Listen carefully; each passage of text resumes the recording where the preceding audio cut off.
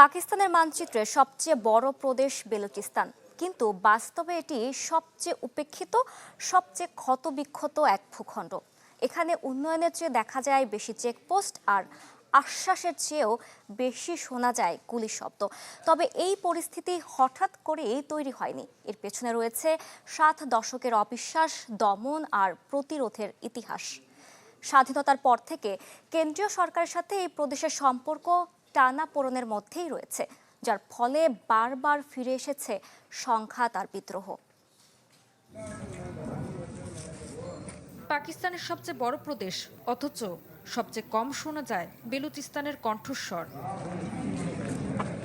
1947 সালে পাকিস্তান রাষ্ট্র গঠনের সময় বেলুচিস্তান ছিল স্বাধীন সত্তার মতো, কিন্তু 1948 সালে কালাত রাজ্যকে পাকিস্তানের সাথে অন্তর্ভুক্তিকে আজও অনেক বেলুচ দেখেন জোরপূর্বক দখল হিসেবে। সেখান থেকে শুরু হয় অবিশ্বাস আর বিদ্রোহের ইতিহাস।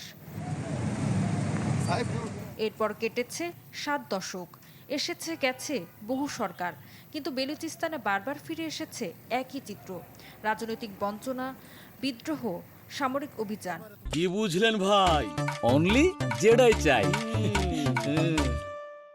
সবচেয়ে রক্তক্ষয়ী অধ্যায় আসে 70-এর দশকে, যখন নির্বাচিত সরকার ভেঙে দিয়ে ট্যাঙ্ক নামানো হয় পাহাড়ে।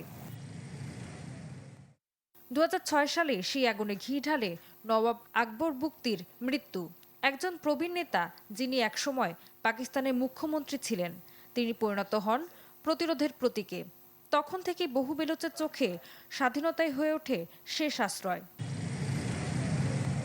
সাম্প্রতিক বছরগুলোতে সংঘাত আরও তীব্র হয়েছে চীন পাকিস্তান অর্থনৈতিক করিডোর বা সিপেক প্রকল্প ঘিরে। গ্যাস, খনিজ সম্পদ ও গভীর সমুদ্র বন্দর, এসব উন্নয়ন প্রকল্পকে সাধারণ বেলুচিরা দেখছেন তাদেরকে বাদ দিয়ে সম্পদ লুটের উদ্যোগ হিসেবে।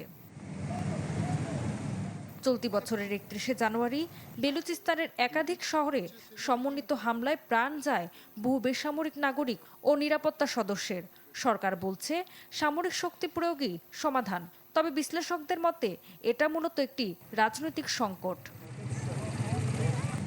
তাদের দাবি, বল প্রয়োগ নয়, প্রয়োজন আলোচনা। জোরপূর্বক গুম, রাজনৈতিক প্রতিনিধিত্বের সংকট ও আস্থাহীনতা দূর না হলে বেলুচিস্তানে স্থায়ী শান্তি আসবে না। তবে প্রশ্ন থেকেই যায়, পাকিস্তান কি এবার অস্ত্রের বদলে আলোচনার পথ বেছে নেবে, নাকি ইতিহাস নিজেকে আবারও পুনরাবৃত্তি করবে? ঋতু সাহা, চ্যানেল 24।